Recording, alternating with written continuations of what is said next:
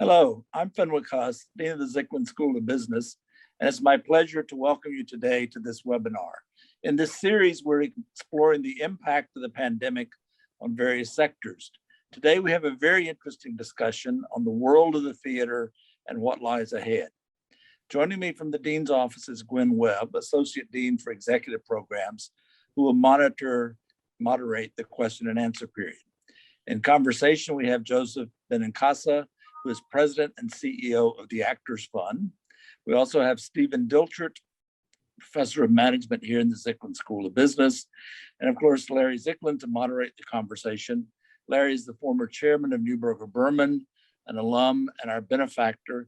And I'm also pleased to say that Larry teaches in our undergraduate honors program. Larry? Thank you very much, Fenwick. And I'm looking forward to this conversation. So Joe, let me start with you. What does the Actors Fund do? We're the National Human Service Organization for everyone on stage and behind the scenes. We're headquartered here in New York City with offices in Chicago, Los Angeles, and we help people all over the country who are working in the creative community. What identifies them as part of the creative community? Do they have to be union members? Most of them are union members, but not everybody, especially in the dance community. Many of them work downtown, but if you're creative, and we have a whole set of eligibility guidelines on our website to qualify people. We do have a 36-member board of trustees, our governance for the charitable work we do, and 14 of those seats are assigned to the presidents of unions, guilds, theater owners, and trade associations involved in the entertainment community. So we have interesting governance. And just one more, how big is the budget for the Actors Fund? It's it's $86 million right now. And we do have a sub-corporation, which is a real estate development corporation, which builds affordable housing in places where artists live and work. And how do you raise your funds? We raise funds philanthropically with contracts with the unions, guilds, theater owners, and through with government help too. So we raise it any way we can, but philanthropy is an important piece. One example is the nursing home we own and operate in Englewood, New Jersey, first class, beautiful place. But 70% of our residents there survive because of Medicare and Medicaid. And that does not give us enough money to operate the 5-star facility we're proud to operate. So we do a lot of philanthropic fundraising to fill in the gaps there. Which reminds me, since we're talking about COVID in this series of conversations, does everyone who works at that nursing home have to be vaccinated? Yes, everyone has to be vaccinated, and 100% of our staff are vaccinated. And all of our residents are vaccinated as well. Okay, I want to go back now to the theater and COVID. March of 2020, COVID hits full force, theaters close. Tell me what happens to the people, the actors, performers, the people in the backstage. What happens to them? They are unemployed. These are all gig workers. So one of the things about being an artist, and just in terms of Broadway, somewhere between 90 and 100,000 people lost their jobs on March 12th. And they all, in complicating matters, they lose health insurance as well, because their health insurance through their unions, guilds, are earned through work weeks. And the complicating factor on health insurance is that people don't have health insurance if they're not working. And number two, if they're not working, they're not contributing to the health funds. So as navigators under the Affordable Care Act, we actually hired staff and trained staff to do health insurance counseling. And we got health insurance coverage for many, many people who were unemployed. Has anybody ever looked at a system which only provides health insurance when you're working, and if you're not working, when you really need it, it disappears? Yeah, I think we're not an advocacy organization, but personally, I belong to advocacy organizations, which we're fighting for that universal coverage for everybody. We have a history since 1998 of operating a healthcare center in partnership now with Mount Sinai, before Columbia Presbyterian, to provide free healthcare to people who didn't have health insurance, and overall general healthcare to people with health insurance. So health insurance is incredibly important, but financial assistance is incredibly important too. We spent almost $24 million helping about 17,000 people just keep food on the table and keep them going. Our career center help these people find employment and ancillary, activities. And the challenge with people working on Broadway, those 90 to 100,000 people, is that many of them had parallel careers. Maybe they're working in a restaurant, paralegals in a law firm during the day, working at night. A lot of them, they lost employment. How did the theater owners and the unions react to this tragedy that happened in March of 2020? They work incredibly well together. And again, our governance has a balance of theater owners and union leaders. But they were, number one, concerned about the business, when they're going to reopen. But they were together dedicated in a singular fashion to providing safety and security for the people who work in their theaters, who they employ, and also providing the same kind of security and safety for the audiences when they return. So much of what's been done right now is to kind of make theaters safe, do everything possible to make people feel confident and justifiably confident to be in a theater. So they've worked incredibly well together. Did they work incredibly well to assist those out-of-work performers that would be fallen by tragedy in a minute? Yeah, they did. And they did that largely through the Actors Fund. When you look at our 990 next year, you're going to see that the support provided by members of the creative community, the theater owners, the associations, was incredibly generous. They supported, our financial assistance programs. They supported our staffing to increase health insurance counseling. They made sure that our residences were safe and secure. They stepped up to help the people who, they employ through the Actors Fund. So it'll be quite an interesting report next year about the generosity, and the concern of people in the business. And can you talk about the importance of the theater to the New York economy? Well, the impact is tremendous, and it's the theater, Broadway, is the bellwether for restaurants, for all the other cultural institutions. The actual, impact, the latest figures are like $15 billion impact, on the economy in New York City. How well Broadway does is, again, that bellwether for how the entire city does, which is why there's been such a focus on Broadway and a focus on getting it up and running safely. And I'm assuming the theater is dependent on tourism, that without tourism, the theater can't survive. 2 weeks ago at the Freedom Tower, I had the Tony Award winner from Hadestown, Andre DeShields, with me, and we were in front of 400 agencies from representing the tourist industry, and the whole idea was talking about safety precautions, within the theaters, how important the tourist economy is to Broadway. Personally, and this is me personally right now, I think that we're going to have a very strong domestic tourism, activity here in New York City through the rest of the year in the winter. Thanksgiving Day Parade is back in form from 2 years ago. I think international tourism will be a little slower, and that may be a challenge for some of the shows on Broadway who have been around for a while that depend on tourist industry. 2/3 of people attending Broadway are tourists, whether domestic or international. 2/3 is a big number.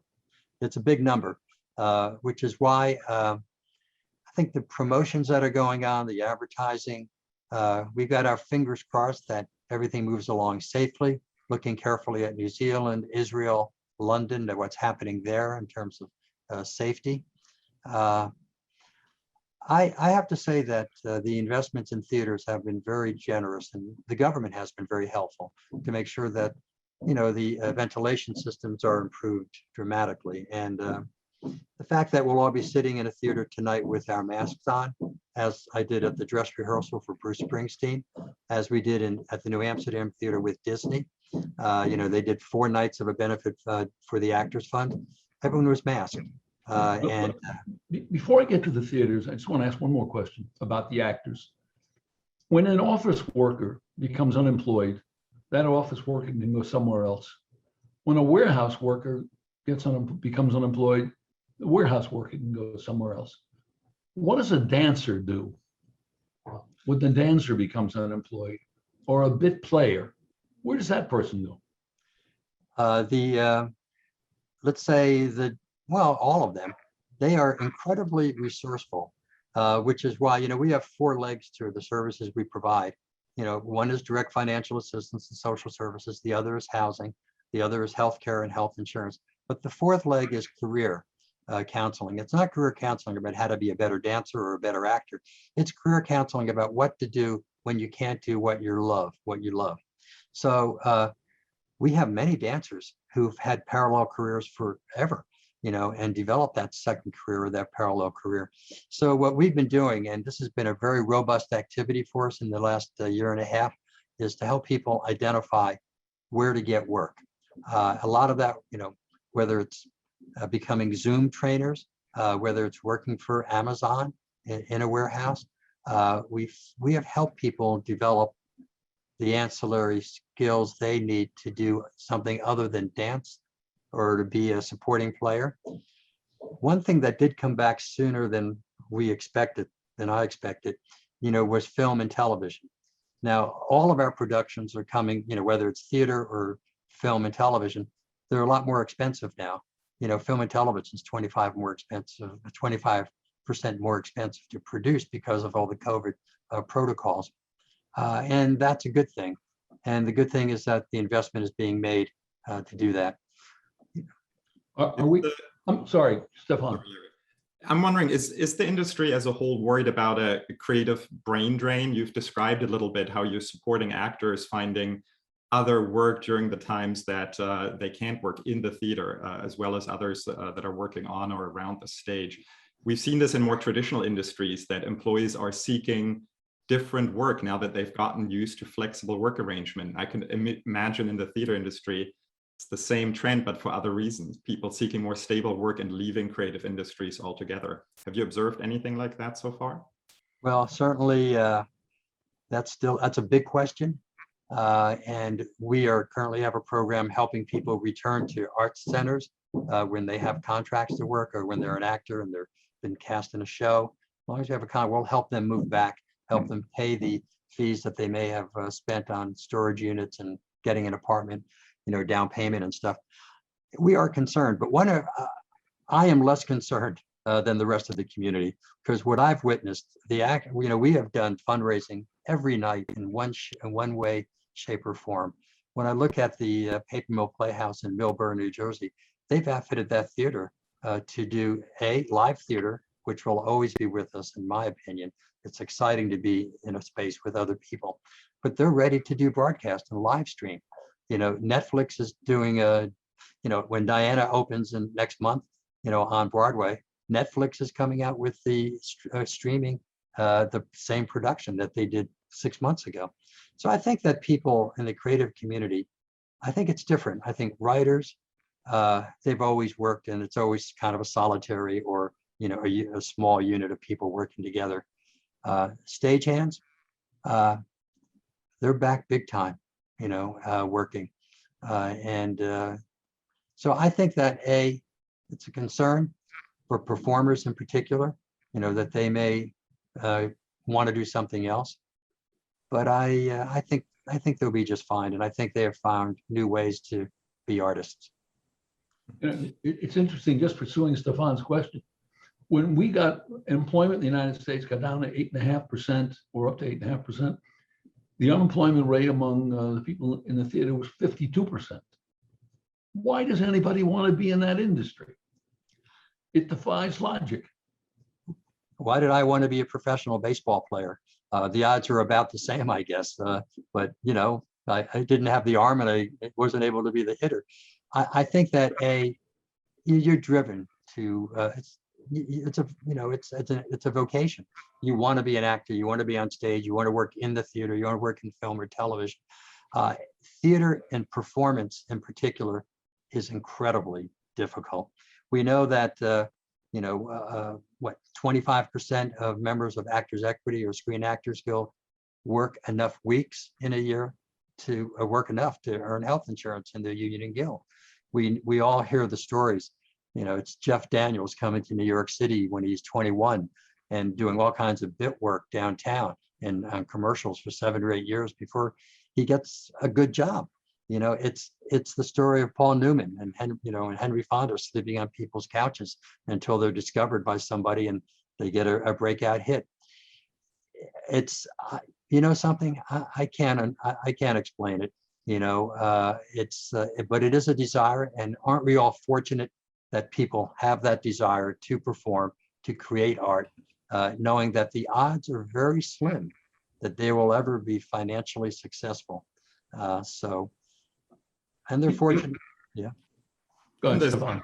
Given this very unique labor force, I love how you describe this, because obviously the creative industries and theater in particular is about passion and not necessarily about the financial rewards of those jobs.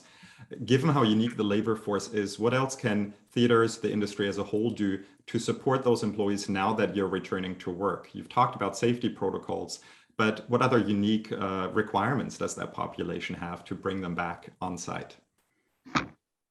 I think the desire to perform and create, art, and art very broadly, whether it's film, television, all the new media, theater. I think the desire is so strong. What can New York City do? Well, hopefully there will be affordable housing tax credits will be more available, so that more affordable housing can be built in centers where artists live and work. We've discovered, and it's really an easy kind of assumption to make, is that artists don't earn a lot of money, but they're passionate about their art. They need to work in New York, Los Angeles, Chicago, Nashville. Well, they need a decent place to live. And, New York City and Los Angeles are tending to be more expensive. So that's why we have an affordable housing program. And so any investment in affordable housing, I think, is money well invested. And you see this in the for-profit, industry of real estate developers who partner with the Actors Fund to build affordable housing or provide us access to the affordable housing which they're required to include in some of their buildings. So housing is one thing that the country can do for artists. Number two is health insurance. Build on the Affordable Care Act so that it is more available and easier to access. I hate the term free healthcare, and I hate some of the plans that came along a few years ago, not long ago, where people could a musician go to a hospital and perform 20 hours, and get 20 hours of care in a year. I don't know, it doesn't make me feel very good. It limits their access to healthcare. And and we know that we need people to be healthy, to be creative artists, to be good citizens. So those two things, a combination of government, private enterprise, and what I see I'll just use affordable housing just as one example. What I see on that side, I see the market of, for building, driving organizations, NGOs like ours, and companies like ArtSpace dedicated to building housing for artists, as both benefiting. It's a win-win. Joe, my son is a sitcom writer. I believe that his union contract says if he works enough years as a sitcom writer, he develops tenure and healthcare, and he has tenure for the rest. He has healthcare for the rest of his life. Does that exist in the theater? It does not exist at Actors Equity or Screen Actors Guild, AFTRA. The Writers Guild, I know quite well. Their president's on our board.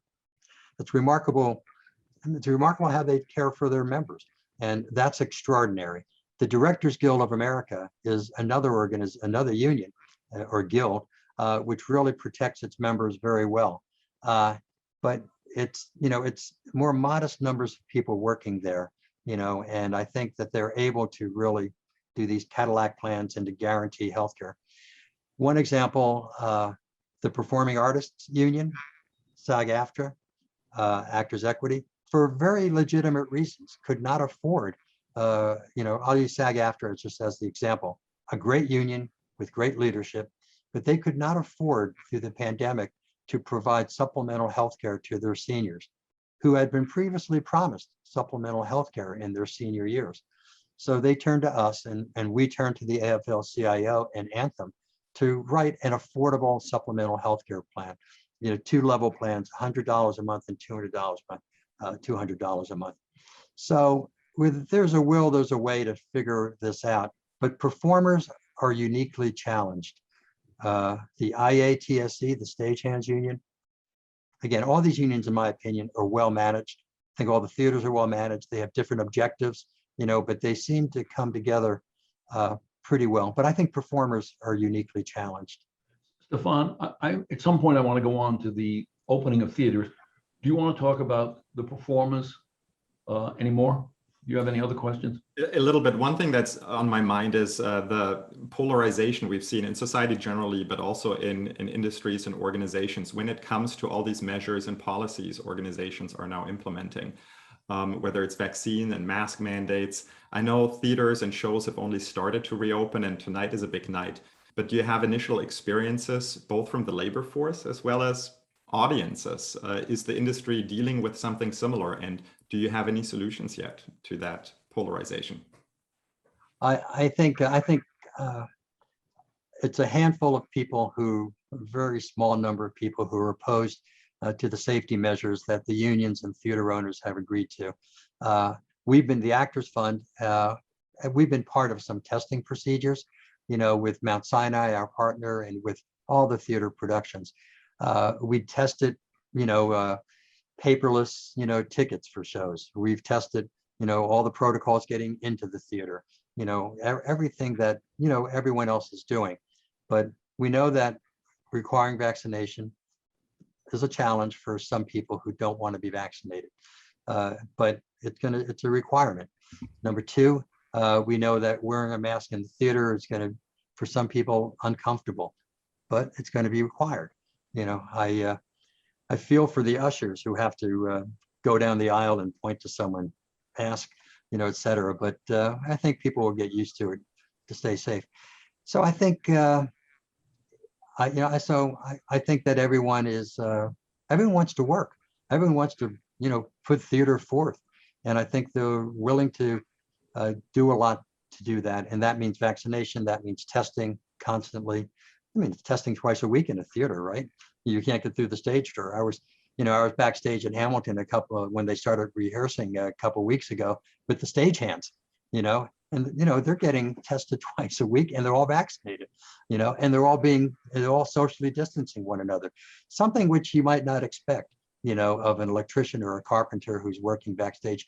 Everyone is being very careful, and I just find that remarkable. Theater, to me, one of the great things about theater is the spirit of collaboration among people working in theater. And for me, I see a real collaboration backstage and on stage and, in the community about staying safe. My observation has been, and I wonder if you would agree, that people in theater and entertainment today are different in the sense there used to be a lot of drinking and a lot of smoking and all the rest. And now it's a lot of smoothies. Are you saying that? Yeah, it used to be, 32 years ago, I could walk down Broadway and see all the dancers out on the street smoking. Now, no one smokes. You can see people at the bars between matinees. No one's at the bars anymore.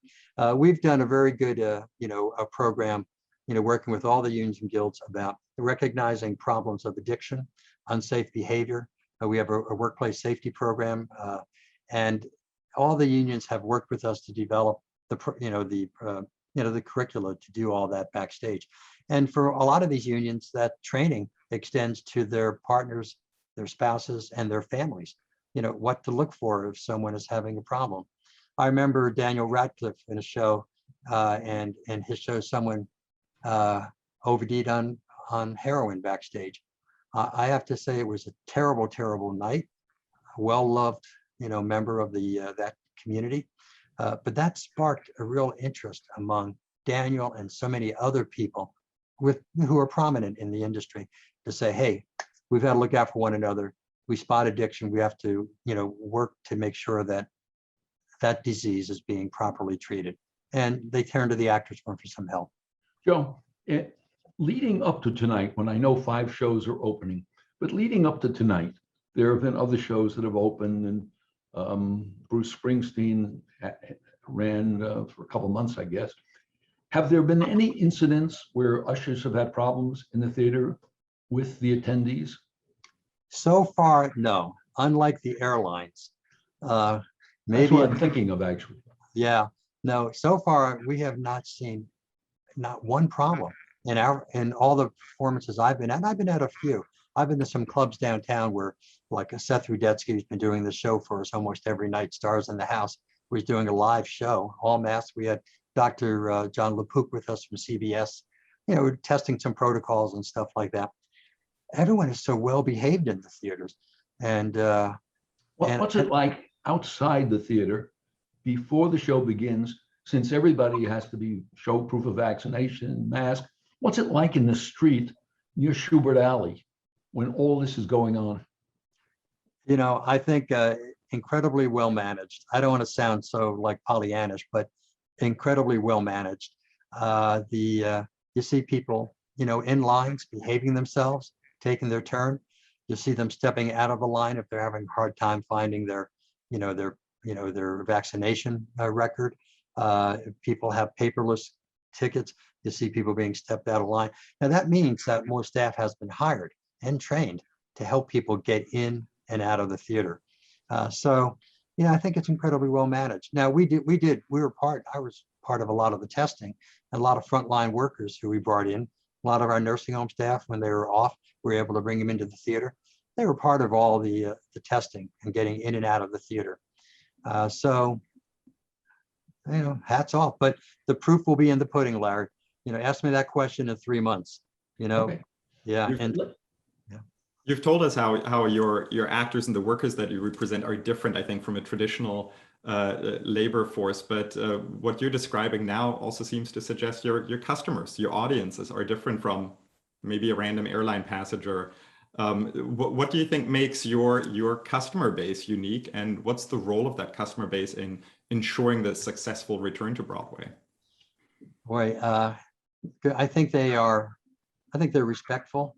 I'm 71 years old. I'll be 72 in the fall. I'm still young in terms of theater leadership, even though, but when I talk to some of the people who've been around longer than I have, they remember, everyone got dressed up to go to the theater. They bemoan the fact that there are no black tie evenings anymore, that sometimes people will even, oh my God, arrive late to theater, and be escorted to their seat during a break in the action. So although the audiences are more relaxed, especially the tourists, I think they're respectful. I think they value the experience of being, in a theater. That's my sense. Is the audience older? The audience is older, and it depends on the show, of course, but generally, especially for the nonprofit theaters, it's an older subscription base. I think my wife and I, we belong to all many, 3 or 4 of the nonprofit theaters, and we're in their sweet spot, and it's but they're older.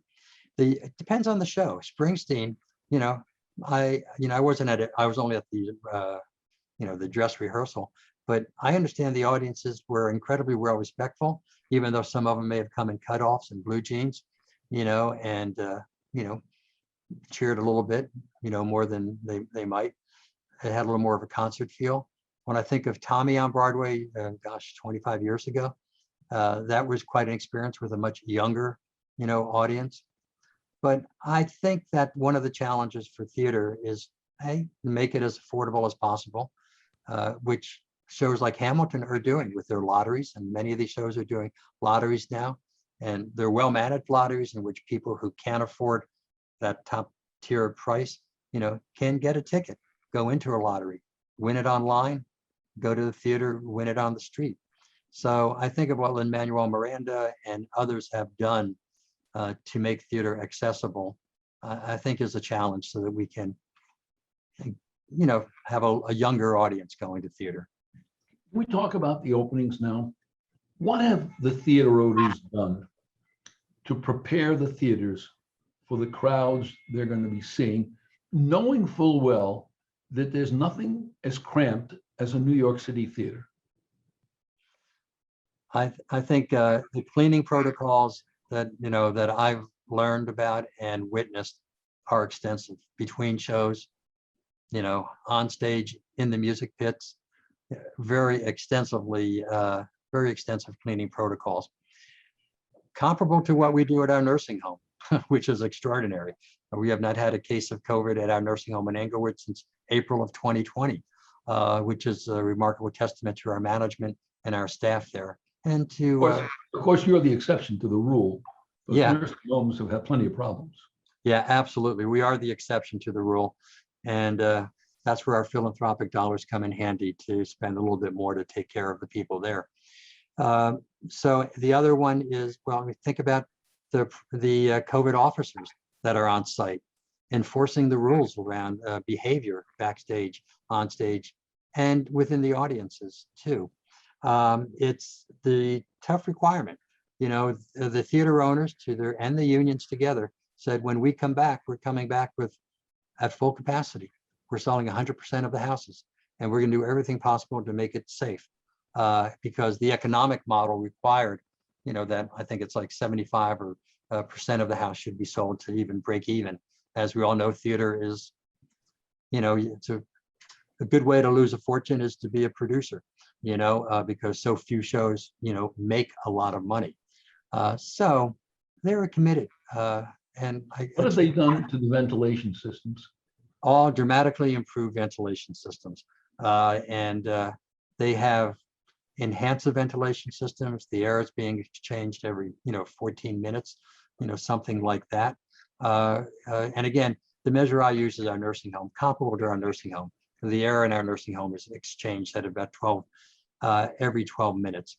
So the air is constantly moving, but you still need the mask on, until we have more confident, because we know that the virus is in control. We're going to react, we're going to protect ourselves, but the variants that abound will tell us what happens. The other part is that we're fortunate in New York City, that there's been, the high vaccination rate, bodes well for safety. And it's a credit, I think, to the advertising programs and the promotions and government, activities, and also all the peer stuff that's happening, that people are vaccinated. What happens in the theater to the restroom, since everybody between the acts runs to the restroom, and the restrooms, I assume, aren't expanded? What do you do to help those people? I think we'll see more one-act plays, okay, so that the rush to intermission might not happen. But number two is, again, incredible cleanliness. More staff hired, more cleaning being done at all times.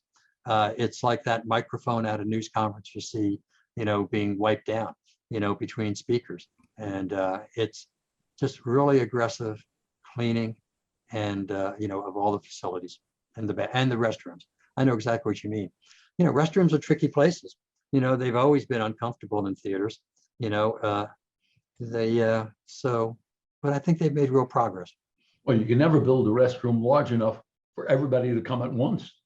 That's That's right. true of Baruch College. When the escalators were built for Baruch College, they figured out how many students would be there, but they never took into consideration that all of them would be changing classes at roughly the same time. So the weight on the escalators was dramatically underestimated. Anyway, all of this stuff that you talk about, Joe, takes a lot of money, a lot of capital spending.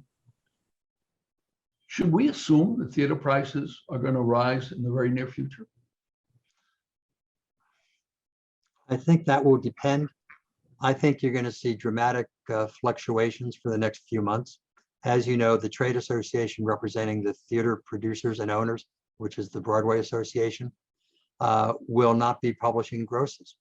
You know, one of the measures of success on Broadway are the grosses. You know, every week you run to see, you know, how much did it wrap this week? You know, theater owners have, you know, clauses in their contracts for producers that says, you know, when you dip below a certain percentage at attendance, you know, we have the right to bring in another show. So the Broadway Associate League will not be publishing theater grosses. So I think there's going to be a lot of fluctuating in prices. And with the Actors Fund, we're doing, you know, we have in every show on Broadway and on tour adds, you know, they typically do 8 shows a week. They add a 9th show out of the goodness of their heart, you know, to raise money for the Actors Fund. It's a very popular program and has been for a long time at the Actors Fund. We're anticipating that we may see something we call producers picks, where we get blocks of tickets. If a show isn't doing well, you know, we may be reaching out to our supporters who love theater because they and support the Actors Fund, you know, to get a discounted ticket to go to a show, with us keeping, you know, much of the proceeds. So we'll see. I think the next 3 months will tell the tale about ticket pricing. You know, tickets are expensive. Would I be wrong in assuming that the theater industry will be the last segment of entertainment to regain its pre-pandemic audience? I think it will be the last segment of the economy to return to full employment, or whatever full employment, you know, is for performers. There's no question about it. There's a lot of catch up that people have to do. Again, health insurance, moving back to the city. We have a Places Please program helping people move back to Los Angeles and the cities where they have contracts to work. I think it will be the last part of the economy to return to whatever full employment is, however it's defined for them. You know, I'm very encouraged that we have the chairman of the board of the Actors Fund is Brian Stokes Mitchell. You know, a wonderful performer. Most days I talk to Stokes. He's been just a terrific chair and leader and and the face of the Actors Fund. He's booking a lot of concerts now. He's doing TV now, from, you know, The Good Fight to all these kinds of shows. So there's he's getting a lot of work now, and other people like him are working again, following all the COVID protocols. And 6 months ago, if you talked to Brian, you know, about it, it would be a big question. I'm still amazed. I'm still amazed at baseball. You know, I'm involved in a minor league baseball team out in Bridgewater, New Jersey, a Yankee affiliate. We slowly brought the crowds back in, follow all the protocols that the MLB had described. But man, we're at capacity now. You're outdoors. We're outdoors. It is a big difference.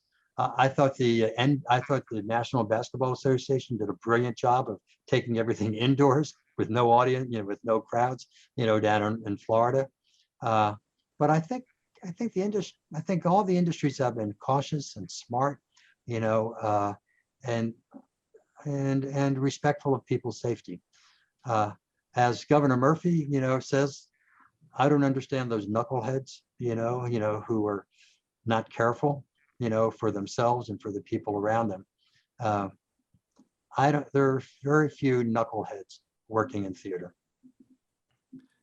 You've told us a little bit about the innovative initiatives that the industry has used to get over the lockdown and the pandemic so far, streaming, for example, with Netflix coming in and other things. What are those initiatives that you hope survive the post-pandemic times? What are the innovations that have been introduced that made the world of theater better for audiences and for actors and workers? You know, I co-chaired a strategic planning committee for something called the New Jersey Theater Alliance long ago, and Larry knows Eric Krebs, one of my oldest friends, who was a professor at Baruch of theater. He really started the George Street Playhouse. Now, I did the business planning, you know, created the first theater and stuff. So I have an interest in a really personal interest in New Jersey theaters. So co-chairing the strategic planning committee, I was so impressed by places like George Street Playhouse, our theater, Paper Mill Playhouse, Two Rivers, and what they're doing in outfitting their theaters so that A, live performance, most important, but number two, capturing performance with all the new technology in their theaters, so they're ready, to live stream, if in fact, you're not ready to go into a theater, you can watch it. Last season, the George Street Playhouse, they took over one of their trustees, Sharon Carmerson's home, and they did 3 productions in her home in East Brunswick, New Jersey, and they sold it on the internet, or through live streaming, and it was great, and they did very well.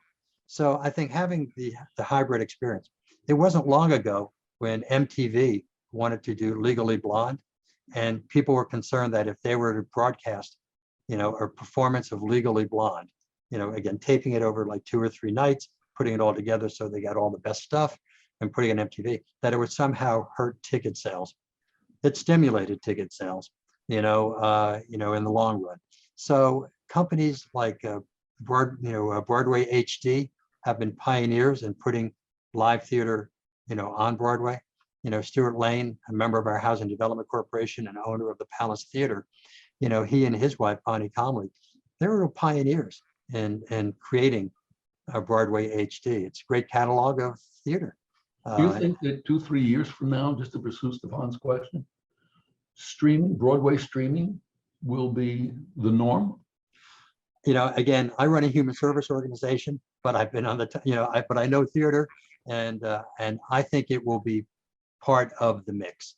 I think that people will be part of the mix. I mean, look at Netflix.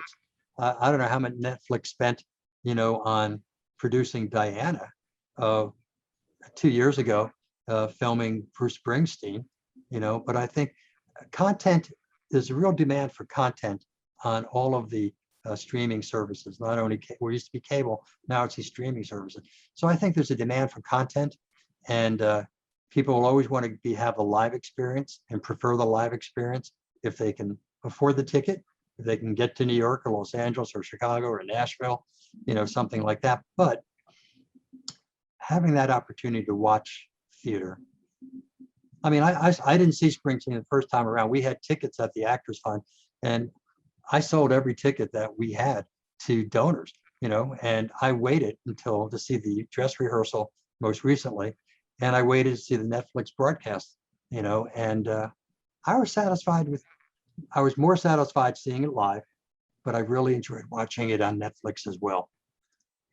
Yeah, but you can reach a greater audience streaming than a show running for a year or 2 years. I mean, the numbers could be enormous. I just, seems to me that theater, and I'm interested in your comment, and Stephan, seems to me theater will be forever changed because of what happened in the last couple of years.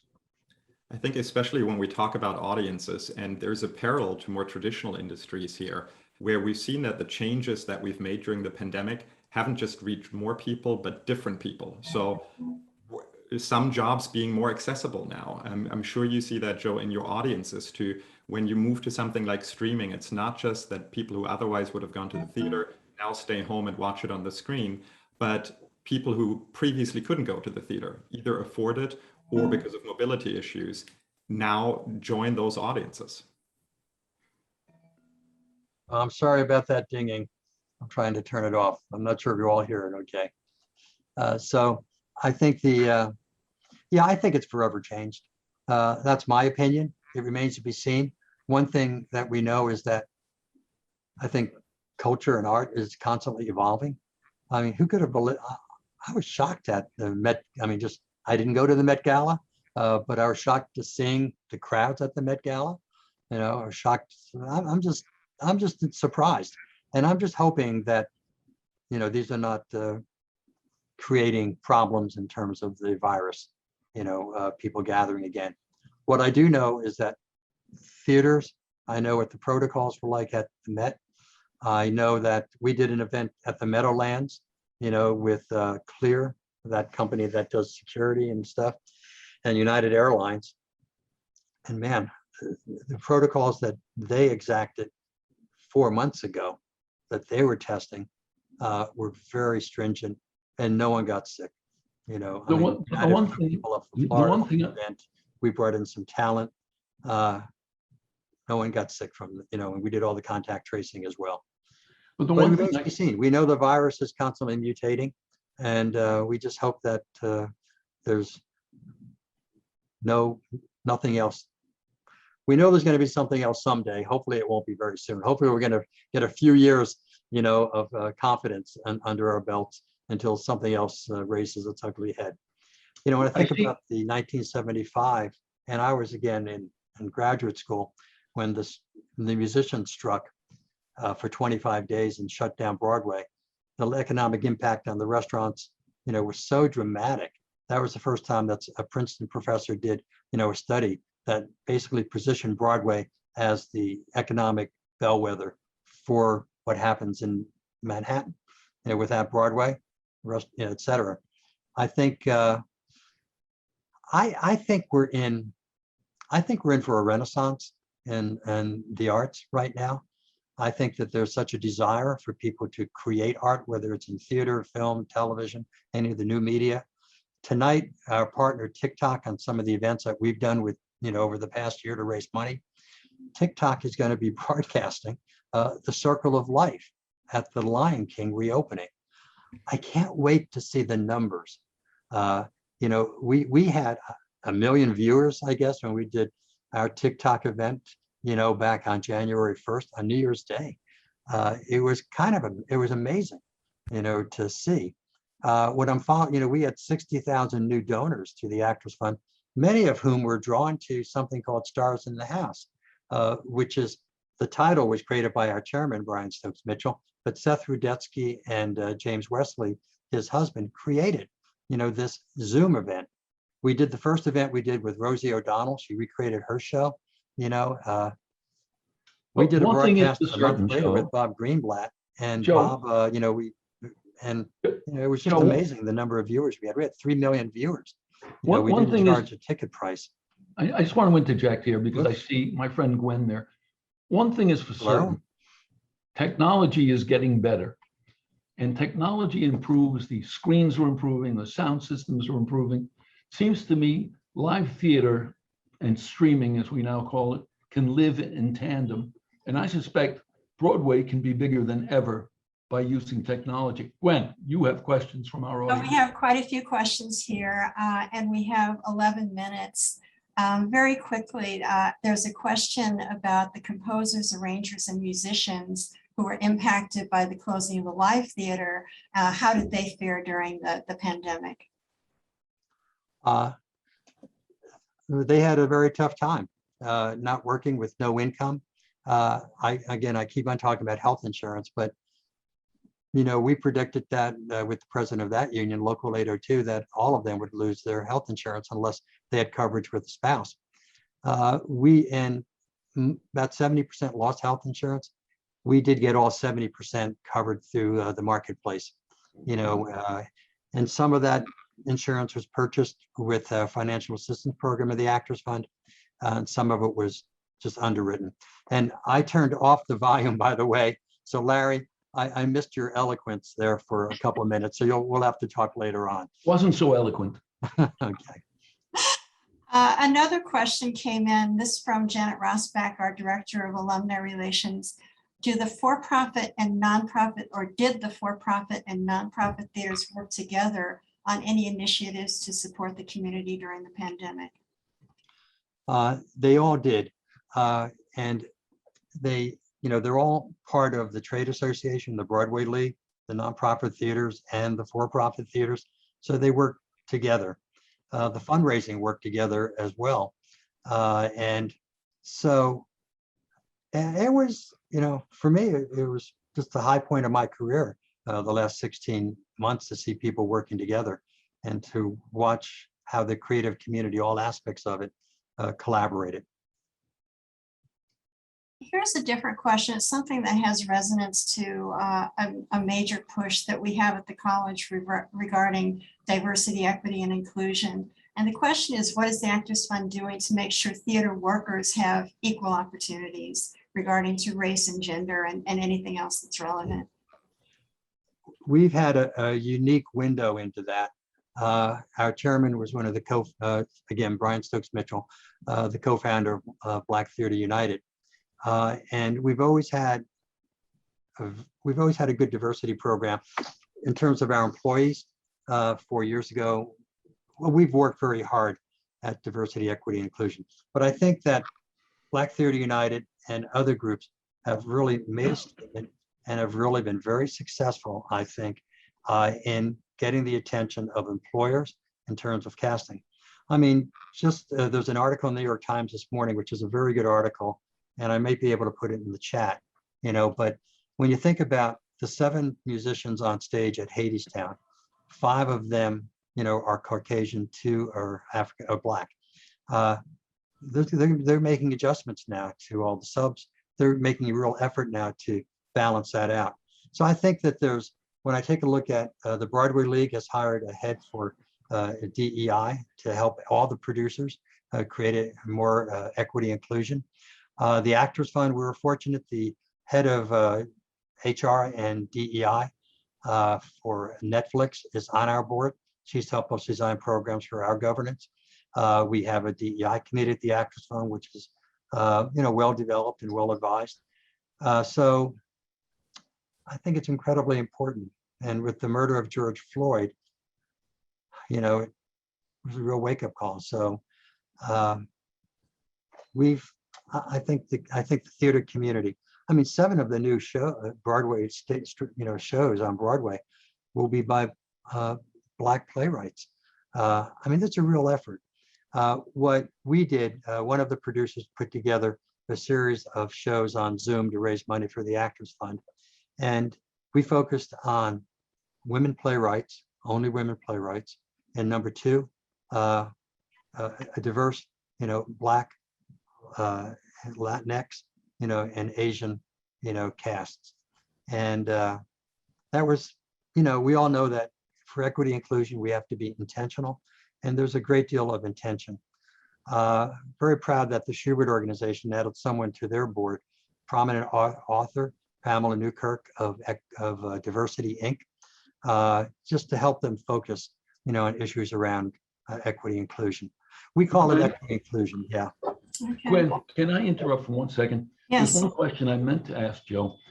One of the sources of revenue and performing opportunities for actors is touring. And I'm wondering, how do you tour when you have to quarantine every time you arrive somewhere? Is touring about to be diminished? No, there are a lot of protocols. You're right. There's there's a lot of testing going on, but I think they're doing very well. We've been together. We have a program to help all the shows that are going out on the road to help them with issues around mental health, around the issues of healthcare, and the shows, all the Hamilton shows. Wicked down in Houston has been very successful, for 8 or 9 weeks now. I don't think it's had a case of COVID, but you're right. It is a challenge, but it's a challenge that people seem to be up to. We've been a little more concerned about mental health. How do performers, get through this pandemic, not performing or working out at home? And again, I direct everyone's attention to I'll put it in the chat right now, that New York Times article this morning, because it talks about what people were doing. I'm allowed to put in the chat, right? Yeah. Okay. Okay. I'm sorry, Gwen. While you're doing that, I'd like to go on to the next question because we do have a hard stop at 60 minutes. This is a question for Professor Dilchert. You are academic director of our executive MS and Human Resource Management programs. What lessons from the pandemic do you feel have been most important for students in the program and for HR professionals in general? Thank you. Yes, I think we've learned different things throughout the pandemic, and we've learned a lot of things, but I'll try to keep this brief in the interest of time. In the very early stages, we figured out, like in any other function, transparency and communication is key. HR struggled with a daily changing situation. and employees rightfully often perceive that as arbitrary or poor planning. Organizations need to do better communicating not only what changes are being made in times of crisis, but also what the benefits are. And we both, of course, at Baruch College, the Zicklin School of Business, and our executive students who work in organizations have seen that in later phases of the pandemic, supporting employee well-being mattered. Joe talked quite a bit about that, including just now when it comes to touring. Organizations that spend money saw an immediate return on investment. There were policies like childcare stipends, for example, that were implemented that resulted in increased productivity and reduced turnover. And then finally, I think now we're at this point where we realize that all of that requires courage and leadership, because we talked a lot about the financial situation. A lot of people are looking at HR, at us as HR practitioners, as a support function, an administrative function, rather than recognizing that there is a return on investment when we invest in people.